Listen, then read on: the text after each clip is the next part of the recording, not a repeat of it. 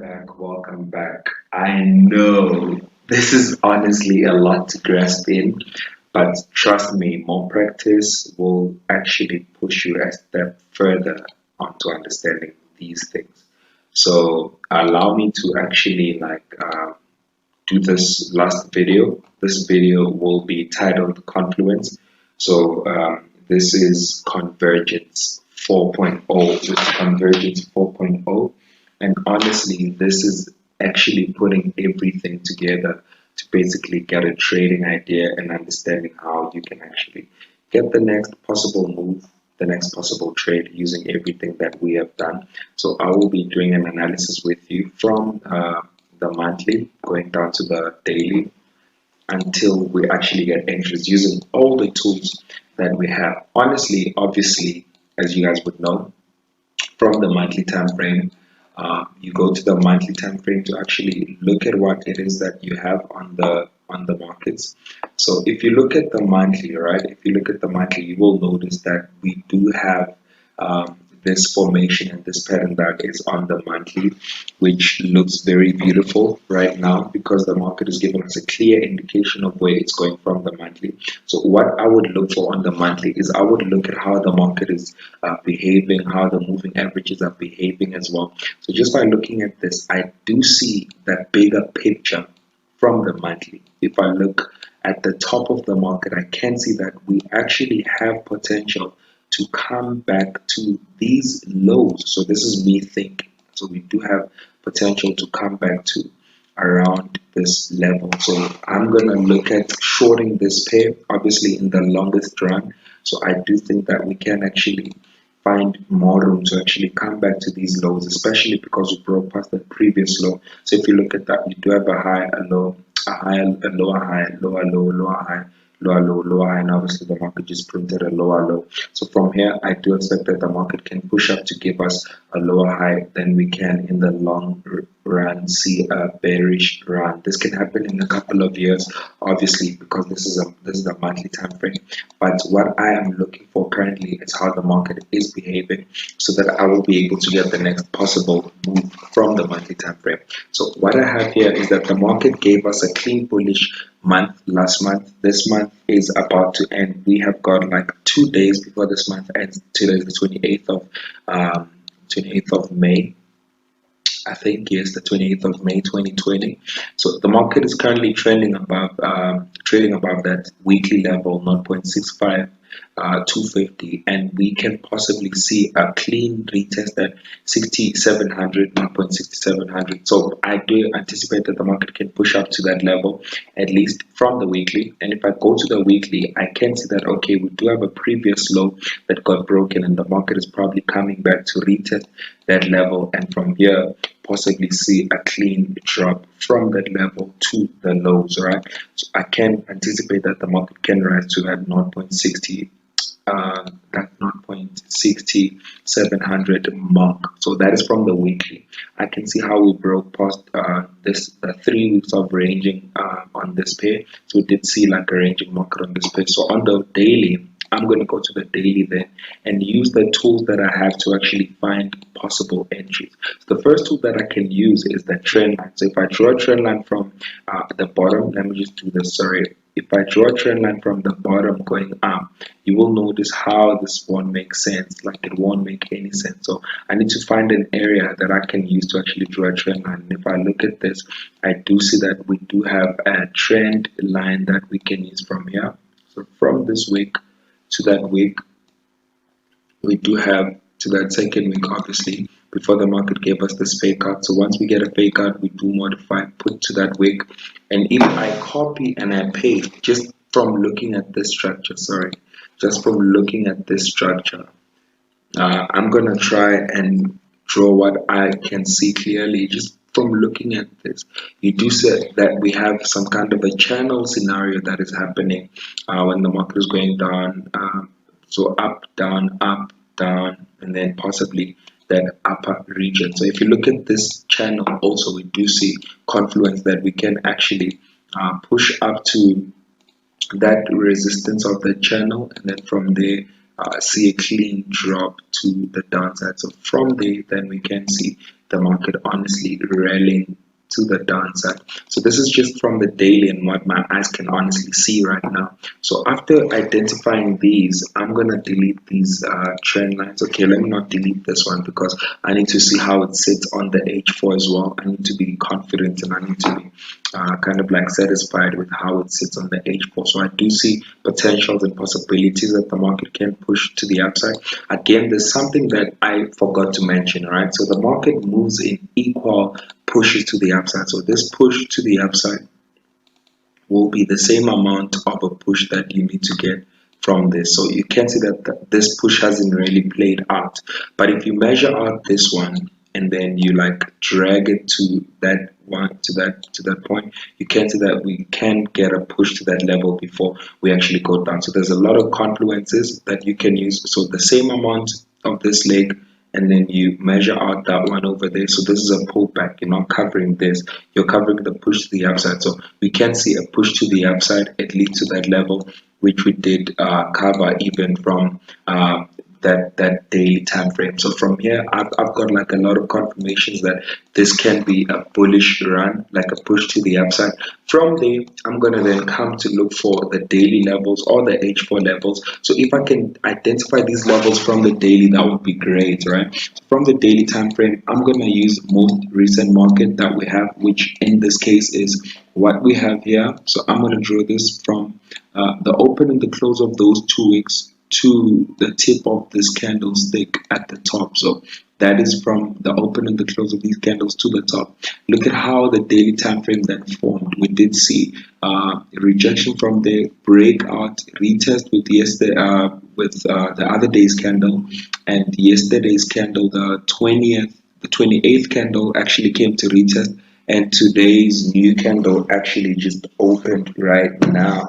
Just opened right now. So this is the next daily candle. So this is the 29th of May. This is a Friday. So this candle actually just opened right now. So from there, I can go to the H4 to actually see what I can potentially find on this market that can help me get possible entries to the upside. So this level remains a strong level from the daily. Whatever level this is, it remains a strong level from the daily. So I can even do this because I know that on the daily time frame we do have that level of sensitivity. From the H4, I'm gonna draw and mark out this level at the top to actually understand what is happening there, because you can see that this is a resistance level. So we failed to break past that resistance level. You can see how we actually closed below that level. So I'm going to be zooming into a smaller time frame to actually understand areas, like possible areas of entries that I can use. So I can then pull out other tools that I have. So I can then even go to the H4 to see what I have on this chart. So I can maybe like start drawing trend lines from there, from the bottom, maybe do that. You can see how I would have gotten that beautiful entry on that bounce of that trend line going up, right? So from this market, I do see like a clean move to the upside from the trend line. Then I can go to the H1 to actually identify what else I have that can help me get possible entries going to the upside.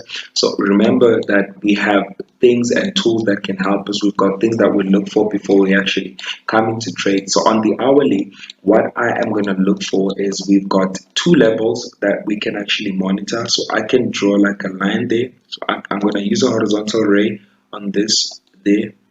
So this is a level that I'm looking at actually for rejections.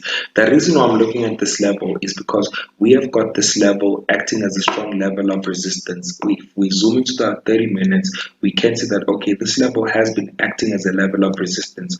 And the lowest level would be this level around there. So what I'm looking for is that the market comes to dip into this level, and then from this level, we see a clean push to the upside from this level. So this whole area then becomes an area of interest to me. Let me just put it back. So this whole area becomes an area of interest. So from this trend line to that area, whatever, I'm gonna wait for the market to give me what my reversal pattern. I did speak about that on previous videos, how I can actually get like entries going to the upside, looking at reversal patterns. I will then look out for those to actually find entries. And then again, what else can I use to actually find entries to the upside? I can pull out my fibs. So my fib, I can take it from this previous swing low to that previous swing high to actually understand the level of rejection that we have. So if you look at this, right? So if you look at this, we can get a rejection around about that 50% level. So this is the 50%. So 50 to that 60% level, this is where I'm looking at getting my rejections to the upside. So from here, I do anticipate that the market can rise at least to that negative 27 for my first target. So this would have been let me see. So the amount of pips I would have gotten with this clean move, this would have been a clean 60 pip move, intraday move, obviously. And if I wanted to hold, I was going to hold to that 0.67 level, even from the daily. If you remember quite well, I would have held to that 0.67 level, because then this is the anticipated level before then the market can push to the downside, right? So on the 30 minutes going back there, what I would look for, number one, is I would look for the market to give me that pattern. But sometimes you find that on the smaller time frames, you do have a clean formation of whatever it is that you're looking for on the high time frame. So if you go to the M5 as well, so this is now me using confluence of everything that I know. If you go to M5, you can see that there's two possible scenarios, right?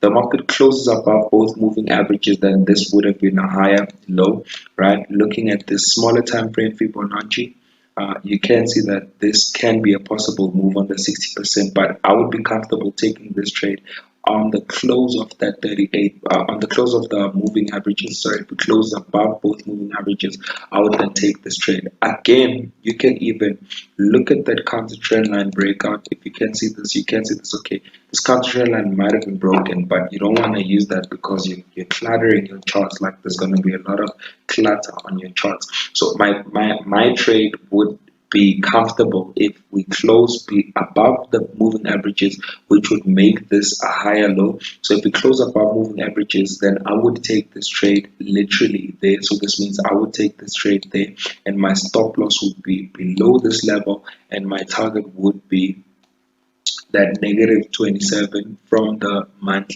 from the daily, or that negative 6700 target, because we know ideally that's where we're headed to. And if you look at the risk management that we have, we're literally risking 11.6 to make up 61.6. So we're risking 11.6 to make up 61.6. So the risk is literally makes sense. So the ratio that there is literally very much logical, because you're risking small to actually profit a lot. So this is how I would have honestly used everything to actually get entries. Now going on to the next chart as well.